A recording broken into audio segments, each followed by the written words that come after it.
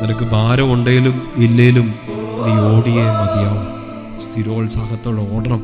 ആ ഓട്ടപ്പന്തയം നമുക്ക് വേണ്ടി നിശ്ചയിച്ചിരിക്കുന്നു. നമ്മുടെ വിജയത്തിൻ്റെ നാഥനായ ഈശോ മിശിഹായെ കണ്ടുകൊണ്ട് വേണം നമ്മൾ ഓടാൻ. നിങ്ങളെ അലോസരപ്പെടുത്തുന്ന സങ്കടങ്ങൾ, നിങ്ങളെ ബുദ്ധിമുട്ടിക്കുന്ന സാഹചര്യങ്ങൾ, നിങ്ങളെ വിഷമിപ്പിച്ച വ്യക്തികൾ, നിങ്ങളെ കീറി മുറിച്ച ചില മനുഷ്യരുടെ വാക്കുകൾ, നിങ്ങളുടെ ജീവിത സാഹചര്യങ്ങൾ, കുടുംബത്തിലെ അസ്വസ്ഥതകൾ, നിങ്ങളെ ഇന്ന് ഭാരപ്പെടുത്തുന്ന, ശ്വാസം എടുക്കാൻ പറ്റാത്ത രീതിയിൽ, ഒന്ന് പ്രാർത്ഥിക്കാൻ പോലും പറ്റാത്ത രീതിയിൽ നിങ്ങളെ വീർപ്പ് മുട്ടിക്കുന്ന ആ സങ്കടങ്ങൾ, ഭാരങ്ങൾ ഈശോയുടെ മുമ്പിലേക്ക് ഇറക്കി വെക്കുക.